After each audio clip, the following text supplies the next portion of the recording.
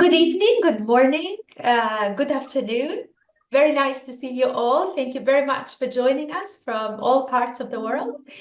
We're very happy today to have with us Professor Kjell Östberg from the Swedish Institute of Contemporary History, Södertörn University in Sweden, who prepared for us a really interesting video lecture about the Swedish social democracy, and most importantly, what can we learn about that? Kjell, thanks again for joining us. As you say in your video lecture, there are so many aspects to the Swedish social democracy, but one major area where you focus on that video lecture is its class basis and organizational strength as a key components in the democratization of the Swedish society. Can you perhaps pick up from there to start a conversation where we all come to the same page in terms of understanding this important video lecture? Thank you.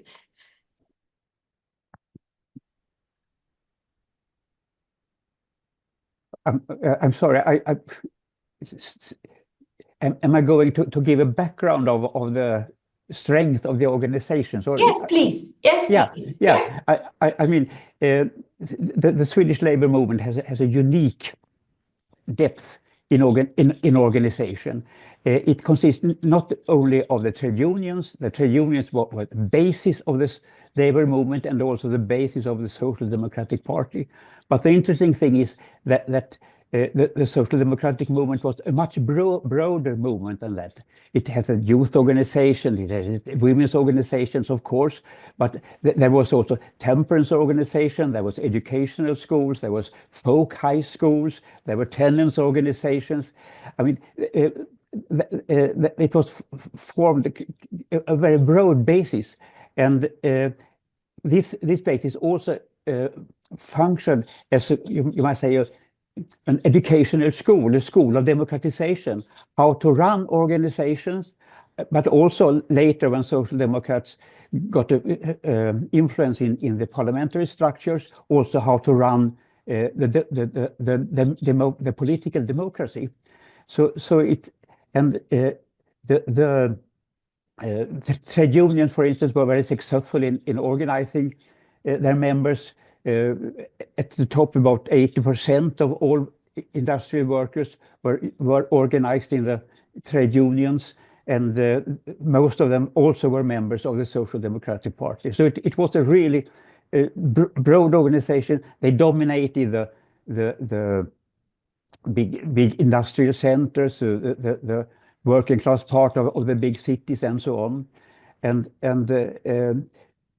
yeah, I think you can say that the party was a kind of, to use the expression of Gramsci, they was a collective intellectual that really was able to build strong structures. Yeah. Was that what you're asking for? Yeah. Okay, thank you very much. Is there somebody that would like to pose a question? You must have all watched the video lecture. So please, the floor is open. And those of you who prefer to type, please do, although we would like to hear you. Anyone?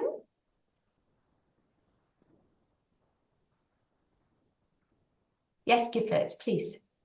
I'm Gifford in the US. From the video lecture, it appears that the breakdown of some of those wonderful gains in the working class began not unlike other parts of the world during the kind of maybe perhaps world profitability crisis of capitalism in the 1970s and neoliberal reforms. But it seems as though the Swedish movement was able to hold back some of those. But I wonder if there was something exceptional about what happened in Sweden, because it seems as though those neoliberal austerity and openness to capital flows and things like that were the pressures of the global system as it became more globalized. And maybe my question is, what are the vestiges of the solidaristic culture that remains today? Yeah, one problem is that the Swedish Social Democrats were not able to hold back these neoliberal attacks that came in the 80s. And that, but I think another, if you want to understand the strength of Swedish radical movement and social democrats, I think it's important to see that all these important periods of democratization 100 years ago or during the 70s, it was not only the Social Democratic Party that acted. It was part of a broader radicalization where other social movements in the 70s, for instance, there was a wave of wildcat strikes that partly opposed or challenged the social democratic corporate system. There was an extremely strong women's movement that also pressed the social democrats. So it's important to see that the gains of the social democracy is not only a result of the party and the strength, it's also a part of these much broader social movements that has been typical for Sweden, especially in periods of radicalization. And in the 80s, when the neoliberal counter-offensive came and challenged also the fundamentals of the welfare states, you could see a decline in these other social movements. There was a decline in working class struggles and strikes and so on, and that made it more difficult for social democrats to counter the neoliberal attacks. Gifford, do you want to follow up on anything? Yeah, please. Yeah, thank you. That's very good. How much of those movements from the 1980s that opposed the globalization and the reforms of neoliberalism remain today? Because for me, what you said in the video lecture, by international standards, unionization is among the highest in the world. But the women's movements and those movements in the 80s, those gains carried on today? Yes and no. I would say that the women's movement in different ways still are an important part of the radical movement, and they are also those who are most eager to defend what remains of the welfare state. So the women's movement and the tradition of radical feminist policy, I think, still exists in Sweden, even if also these gains are, of course, under attack. When it comes to the unions, by international standards, still the unionization is high in Sweden, but LO, the blue collar confederation, has lost millions of members. The unionization is today about 50 or 60% of the blue collar workers. Interesting enough, the white collar union and confederations, they have a higher rate of unionization today. Among the white collar unions, the unionization is about 70% or even more. But the most serious thing is that unionization among young people is declining very fast in Sweden, and that is not a very good prospect for the future, of course, if you're discussing how would it be able to reorganize the radical movement to take back some of those things that have been lost during the last couple of decades. Thank you, Shell. Is it okay, Gifford? Good. All right. Bill, please. Yeah, so my question is slightly before Guilford's timeline, before neoliberalism. This Swedish workers' movement, especially in the 70s, was there any response from the United States and the Western powers, the capitalistic side, in fear that these changes would lead to countries like Sweden moving all the way to the other side of the Soviet bloc? So Was there any interference? And if there was not, how comes the United States seems to have never interfered with the Nordic countries, unlike other places such as in Asia or in South America, where any threat of even little communism or socialism, you'd have the heavy boot of the United States on your neck immediately? This is a very interesting question, and especially what I'm not dealing with in the paper, and that is the foreign policy of the Swedish social democracy. I think it's correct that there were some problems in the United States, for instance, when Olof Palme, in very hard words, was criticizing the Vietnam War. In fact, he was the only leader from a Western country that so clearly criticized United States and the war in Vietnam.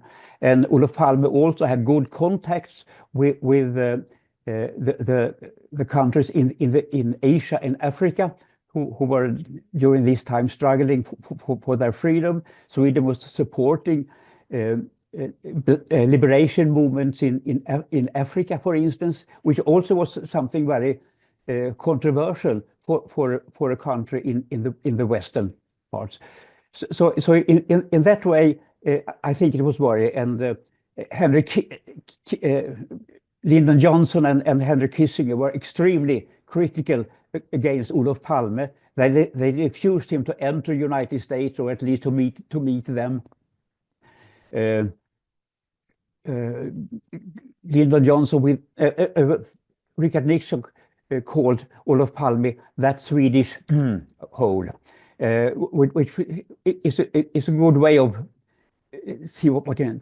On the other side, and this is interesting, Sweden was also from the 50s in very close cooperation with United States and the NATO. In fact, the cooperation between Sweden and NATO during social democratic government was very close. I think both Russia, Soviet Union and United States saw Sweden already then as a secret 17th member of the NATO. So in that way, I would say that Sweden, they trust, even if there was a radical rhetoric in Sweden, even if they didn't like the radicalization, there was a fundamental trust that Sweden would be a part of this Western Union. In fact, I think you can say that Sweden, and especially Olof Palme, worked as kind of bridge builder between the West and the radical countries in Africa, Asia, and Latin America. Olof Palme, for instance, who is a very interesting person, he went to Cuba, had nice meetings with Castro, was supporting the Cuban Revolution. On the other side, he also during this period met with Henry Kissinger and informed him how of the development among these radical movements. So I think you could say that Sweden had a kind of double standard that made United States less worried about what would happen in Sweden. On the other hand, this radicalization that I'm describing, and I'm saying that, well, you might say that many thought that Sweden was on the way to becoming a socialist country. Even many social democrats thought we are on the way to becoming a socialist country. If that had become true, if the Meidner funds had been put into work and so on, I think the reaction from the United States would have been quite different than it was now. Was that a answer to your question? Yes, it is. Thank you. Thank you very much. Ian. Hey, good day. I was just wondering, how has the EU single market impacted the labor market as well as the work of trade unions? Would you please repeat the question? How has the EU single market impact the labor market and the work of trade unions? Yeah, in several ways, I would say. I mean, much of the general economic policy in Sweden today is decided or in close cooperation with the economic programs of the European Union, and that also make it more difficult for the trade unions, for instance, to have a radical economic policy, wage policy. But there also has been some problems with the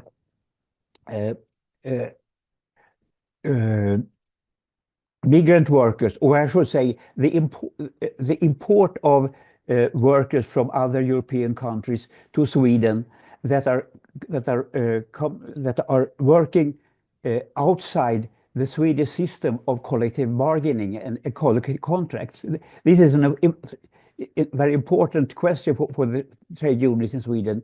That the wages and the work conditions should be regulated in the contracts negotiated with employers.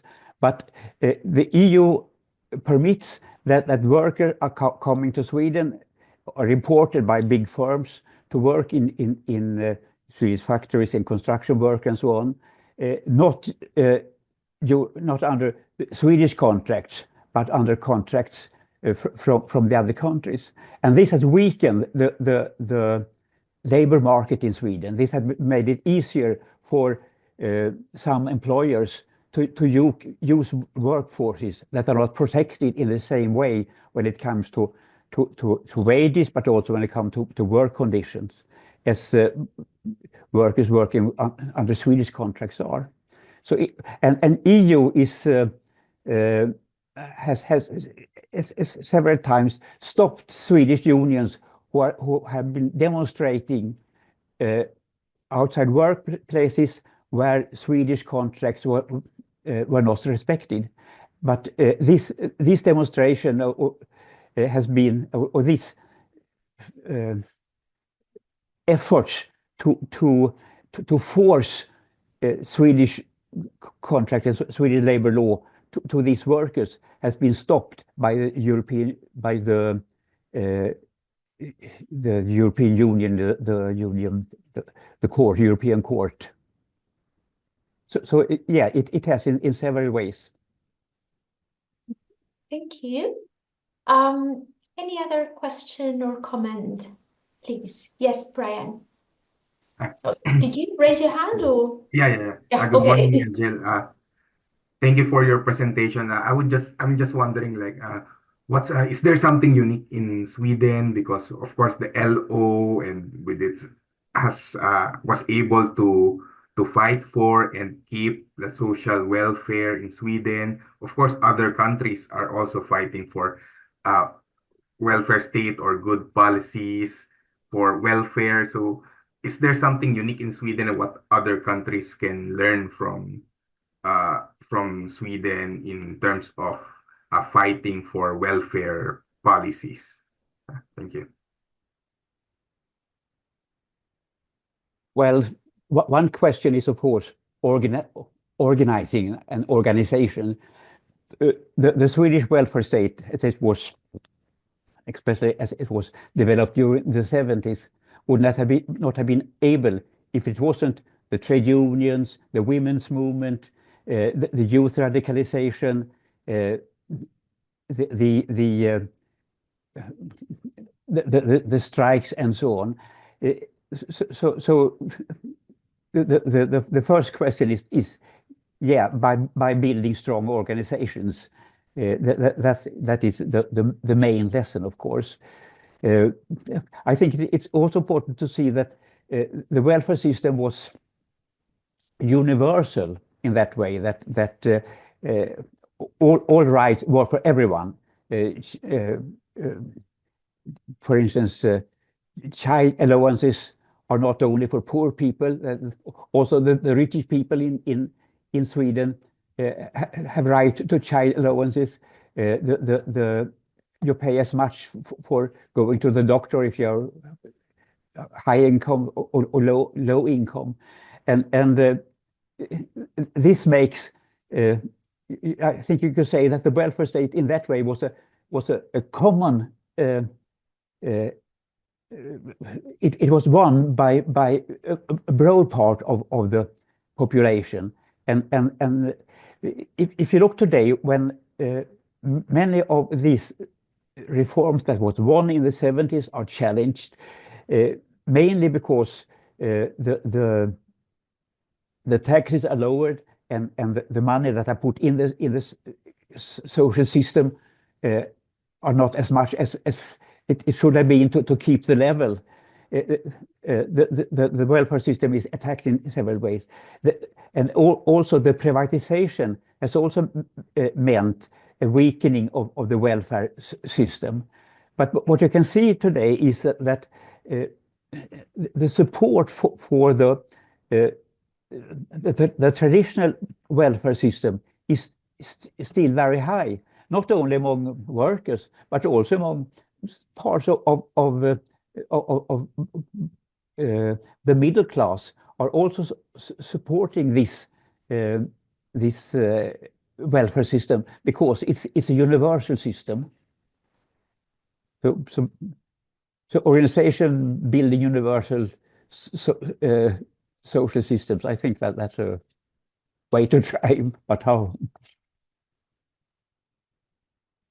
Thank you. Thank you, Brad. Yes, Başak. And Peter, I'll come back to you. Yes. Hello. My name is Başak. I'm from Turkey. My question is about on a bit more actual question. That's why I wait a bit. I didn't raise my hand, but I ask it. Maybe you will respond lately.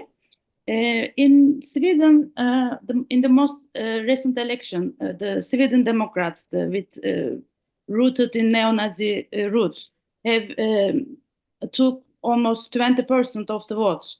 And this was a party even rejected by the right, but right now became the strongest party on the right. But meanwhile, in Social Democratic Party, already losing ground, you explain in lecture, end up outside the government.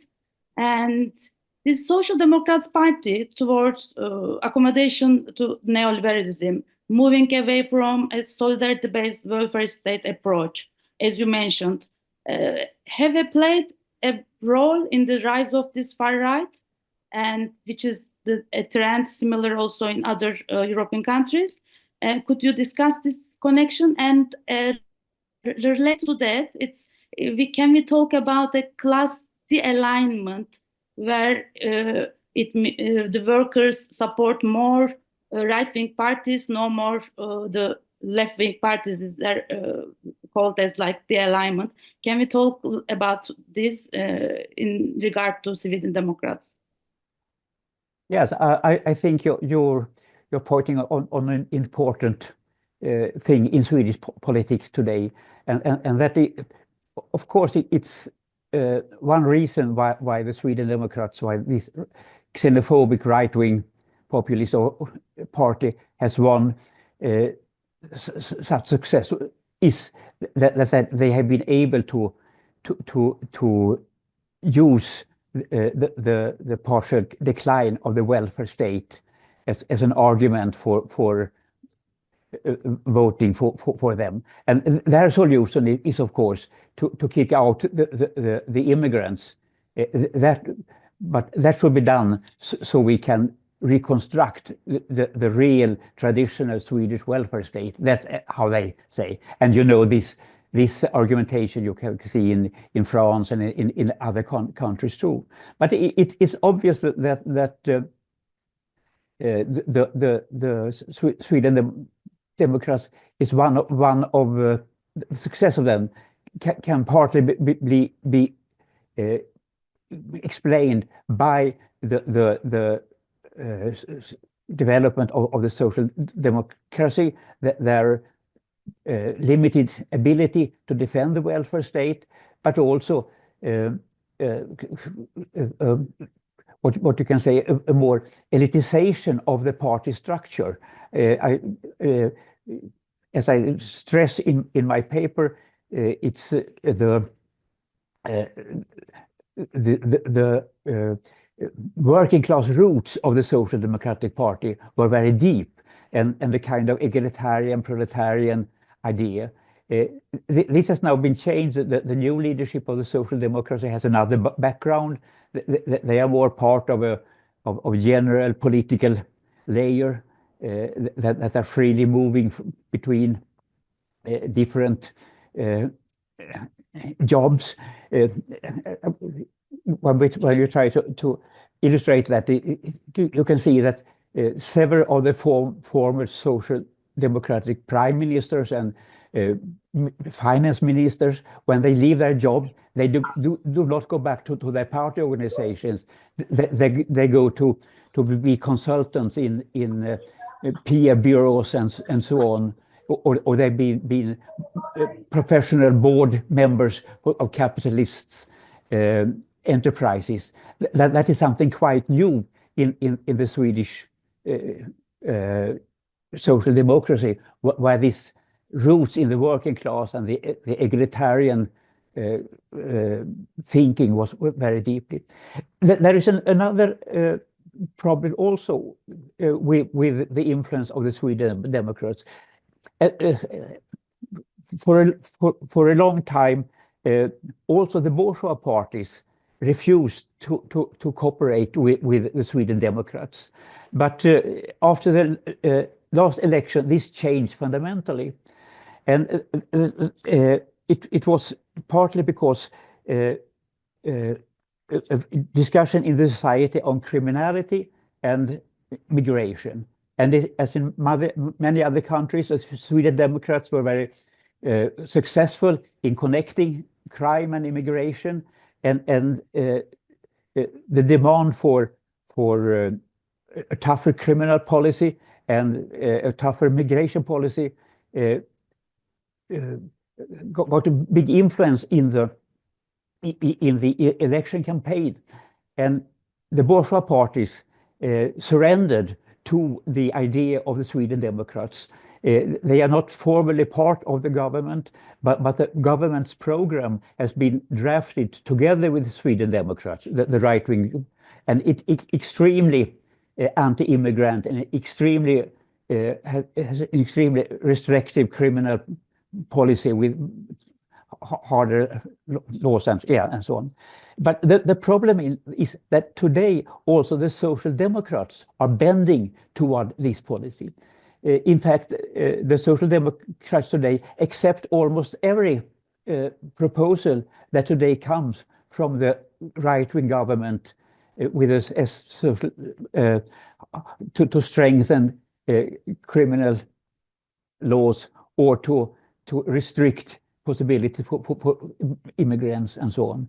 So in that way, you can say that Sweden Democrats has not only paid a price by losing votes to the Sweden Democrats, they have also adapted their policy to this, and that I think is one of the most serious things for the Social Democrats today, that they so totally have, I would say, surrendered to the immigration and criminal policy of the far right. Thank you very much. Bashak, okay? Any follow-up question? You good? Peter, go ahead, please. Yeah, I would like to ask Shell, if we look at the growth of Swedish social democracy over the 20th century and the long decades of building organizational and political strength, and then this flowering of the social democratic welfare state in the 1970s, in Sweden, but also more broadly in the Nordic countries and even to some extent globally. To what extent is that, in your view, based on an exceptional set of economic circumstances that we cannot reconstruct today? For example, a high value, high productivity policy of encouraging industrial exports, which today face a much more competitive global environment, and so on. And what does that mean for reconstructing a kind of a solidaristic and democratic politics? If we can't resurrect the classic social democracy because it's the foundations on which it was built are gone, what should we be looking to, in your view, to revive that political spirit, if not that political program? Yeah, that's of course an extremely important question that I think most of us are discussing or trying to solve just now. But perhaps there was one part of the answer in your question when you said was it unique for Sweden? Yes, in a way it was. The national state was stronger then.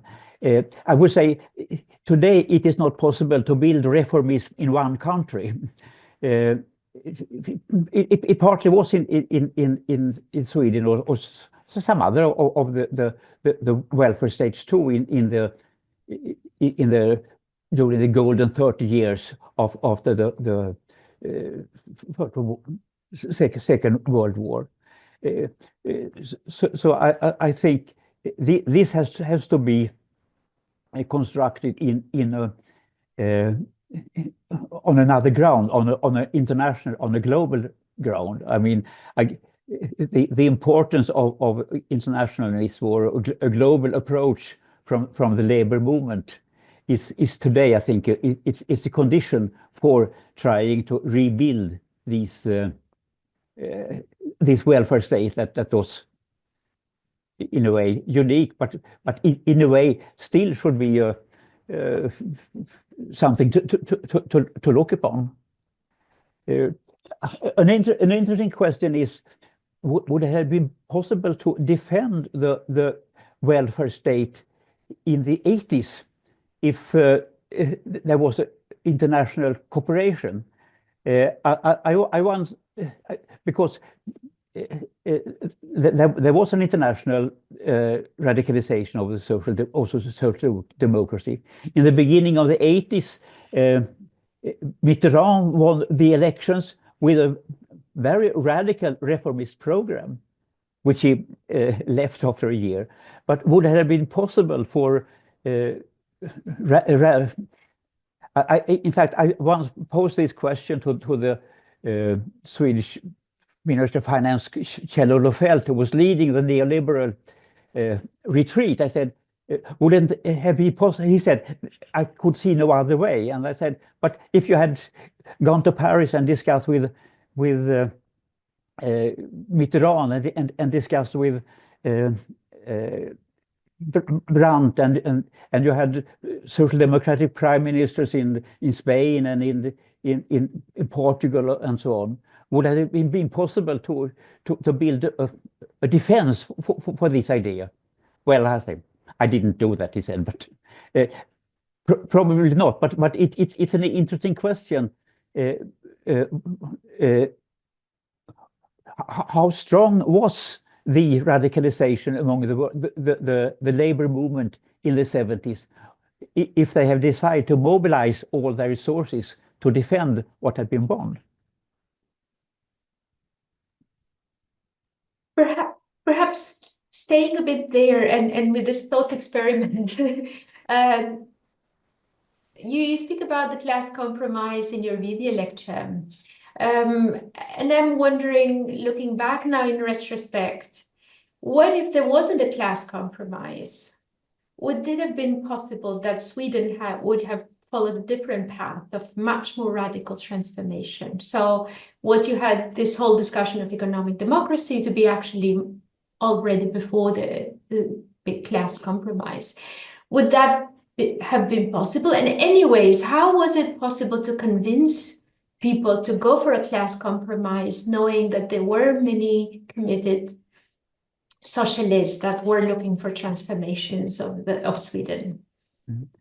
What period are you talking about? The 70s or earlier, or when the compromise was formed in 100 years ago, or in the 70s, or? I'm speaking about in the period of the 60s. The 60s and 70s, yes. Yeah. Yeah, it's an interesting question. I think it could have been possible to the question is, was the gains won? Was the mobilization of the labor movement and all these other social movements that were extremely strong in Sweden, much stronger in many other countries, and you had this public sector that was partly outside capitalist exploitation? Would that have been possible? And you have the LO mobilizing for the wage earner fund. Well, it is an open question, but again, I think maybe not only in Sweden. It had been necessary to have input from other countries. What you had in the 70s, just during this period, that was you had almost a European revolution in a European country, in Portugal. In Portugal at that time, there was a big popular mobilization that also posed the question of a socialist alternative on the agenda, and there was a really mobilization from below. Well, what happened if radicalization is continuous? It's when it's easy to go from one country to another. Yes, I think with the broadening of the international radicalization, it might have been possible against the will of the leadership. I think that Olof Palme would have big problems leading this, but yes, it is an open question, and I think at least Sweden has never been closer to a socialist development that it was in the 70s. But you don't make a revolution in only one country. Right, yeah. And not full reformism either, probably. Mm-hmm. Mm-hmm. Yeah, thank you very much. Ale, yes, please. Talking about that, I always think of trade union leaders' commitment to political parties, and in the video class you suggested that they don't have this approach of integrating the government, but to cooperate with projects. And I wanted to learn more about the relationship between the unions and the government while the social democracy was in its highest point. Somehow in Latin America, we integrate when we have this class of governments, the unions try to integrate the governments, but I think it's different there. Well, in a way, there was a very close relation between the unions and the social democratic governments. Many of the trade union leaders later become members of the government, for instance, and so I think between the leadership of the LO, the Blue Collar Confederation, and the Social Democratic Party, the relations were very close. But the trade union are much more than their leaders, and what you can see in and which be very important to push the social democratic government and also the trade union leader forward, is these waves of radicalization, especially when the strikes are where the strikes often are the basis of that, but in Sweden, not only strikes, but also the mobilization of other social movements. And you can see in the 30s, for instance, when the foundation of the Swedish welfare state was laid with the idea of the people's home, the folkhemmet. It was not only the Prime Minister Per Albin, who is the symbol of this people's home, who formed that. No, it was a big strike wave. It was also the women organizing independently for the right of women to work. It was the tenants and so on. So it's important to see that these movements and not even the trade unions are homogeneous. So even if the relation between the trade union leaders, central leaders, and the party are extremely close, they all the time have to also to see what's happening on local level, and also in the 70s, the strike wave that took part there was starting with the miners in the very north and then spreading over Sweden, really meant a shock for the whole Swedish society, because in the 50s and the 70s, the spirit of Saltsjöbaden, the cooperative structure, the cooperative cooperation between unions and employers had in some way got the leaders to think that the strikes just is a part of history, and suddenly Sweden was the most striking country in the world, and it's so it's so in the historical perspective, it's as the trade union and trade union leaders used to belong to the most reformist part of the labor movement. It's incredible to understand how this reformist social trade union movement in a couple of years could go from the spirit of Saltsjöbaden with no strikes at all to supporting the major wage earner funds that would have meant a social revolution in Sweden if they've been accepted. So yes, there is a close connection, but the unions cannot, or could not be geared from above. Thank you very much for that. Any other question? Yes, Benji.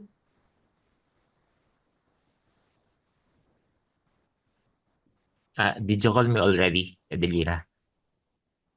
Yeah, my question is, today in Sweden, is there any party or movement that's more to the left of the Social Democrats? So I guess for a whole historical era, the Social Democrats were hegemonic, right, within the labor movement and even other social movements. And that probably foreclosed the path for a more radical alternative to like a reformed or more humane capitalism. But today, that's not anymore the case, right? So is there any more radical alternative to social democracy in Sweden now? Yes, in fact, there has been a left party in Sweden all the times. You can say when Social Democrats entered the reformist way, decided to accept the parliamentary democracy, gave up the idea of a democracy built on workers' council and so on. They also expelled the left wing of its party, and this left wing was to be the Swedish Communist Party, and all the time until today, this left communist party has had about between 5 or sometimes about up to 10% of the votes, and so there has been a kind of left opposition. But as you know, the problem with the Communist Party during the period of Stalinization also made it complicated to to challenge the social democracy. On the other hand, during some period, the communist influence in the trade union movement were quite important. They never had the majority, but during some times in the 30s and after the Second World War, they were able to run some of the big industrial trade unions. Today, this Communist Party, as most other communist parties, has changed its at least its name. It's today called the Left Party. It's you can say its ambitions today is to become a part of a green-red government in the next election, which means that the Left Party has more and more taken a what you can say a left reformist policy, not to complicate a future cooperation with the Social Democratic Party. But this Left Party has a quite a big influence in some of the still existing social movements. For instance, in the feminist movement and in some of the international solidarity movement. So that has all the time been a left party to the left of the Social Democrats, never been in the government, and more and more leaning toward the classical social democratic program. Gifred. Well, my question is about a current struggle.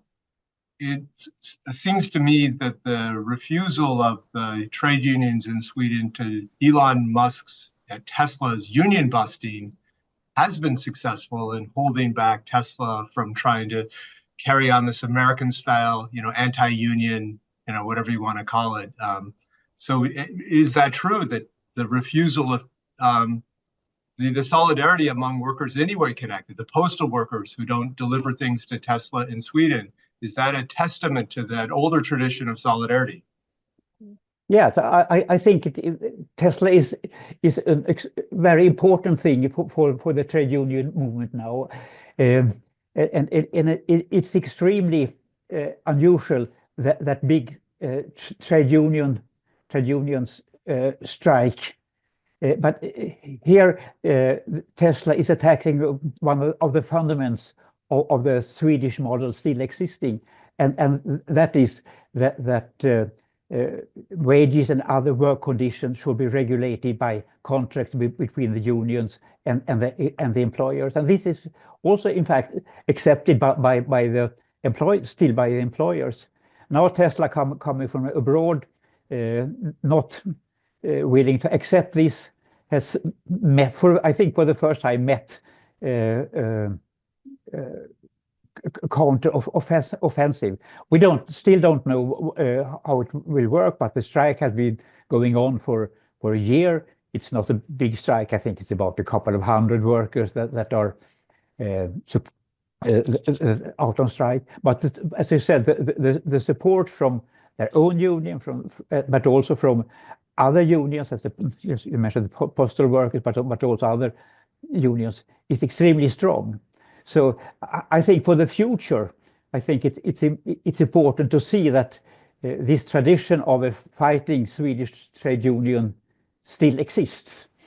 And every time a union goes out of strike, it's very unusual. But the public workers union did it for about 20 years ago. Hospital workers had done it for some period. Every time that happens, the public support for the strikes are extremely strong, and it's also a sign of that the idea of fighting trade union still is alive, even if they are fighting very, very seldom today. Thank you for that. We have still some minutes. Any other question or comment? Yes, Bashak, please. You're muted. Okay. more information about this proposal wage earner fund.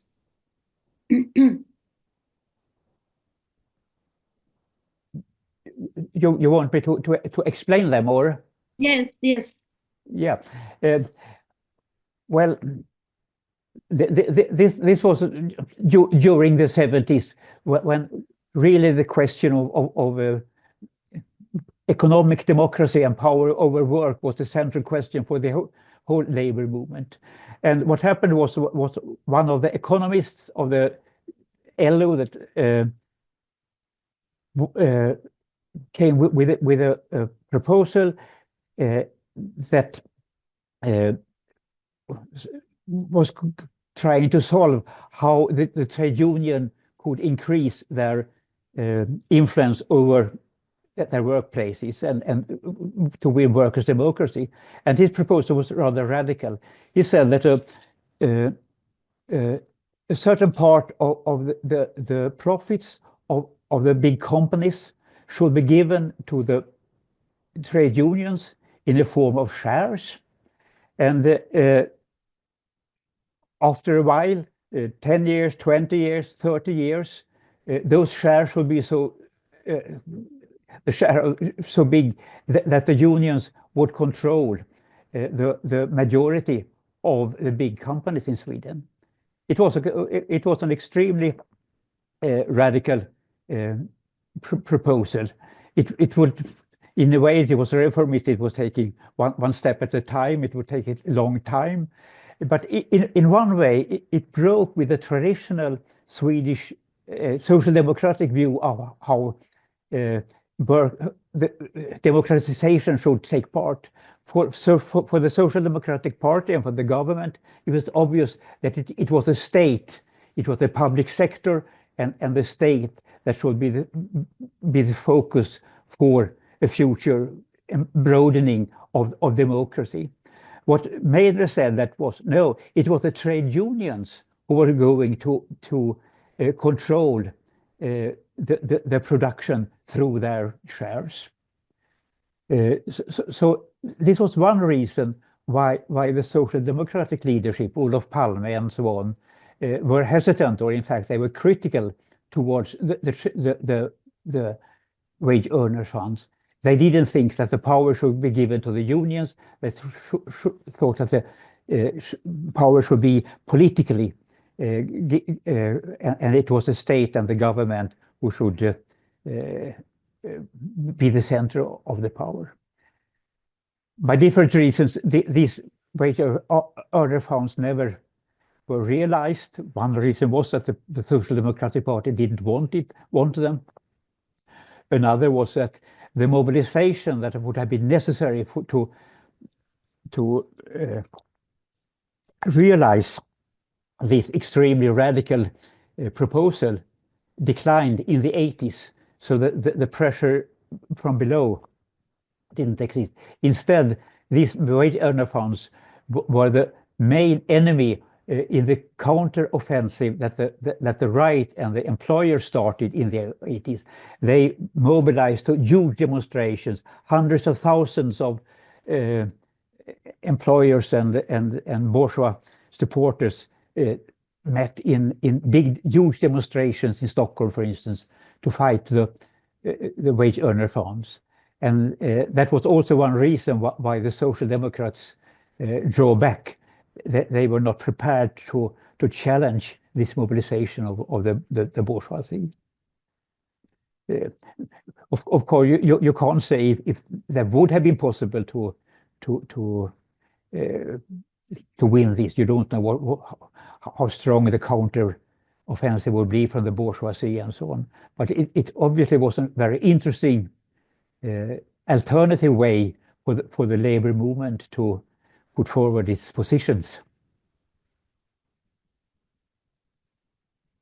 Thank you very much. Any question? We have a couple of minutes more. If not, shall perhaps also going back to the big topic of democracy, one of the arguments we have been trying to have in the different conversations is this connection in between union democracy and the demands for democratizing society. In a way, workers and union members would be really more inspired to fight for democracy if they have these experiences of democracy within their own organization. So I think you touch upon these different forms of participation of workers in different organizations, but if you can tell us something also about democratic processes within the organization, within the labor movement. Well, my way upon looking how real democracy could be implemented, that is a democracy that is not stopping at the gates of the factories or the doors of the bank. That is that this has to be a process that starts from below and in the unions and in the workplaces.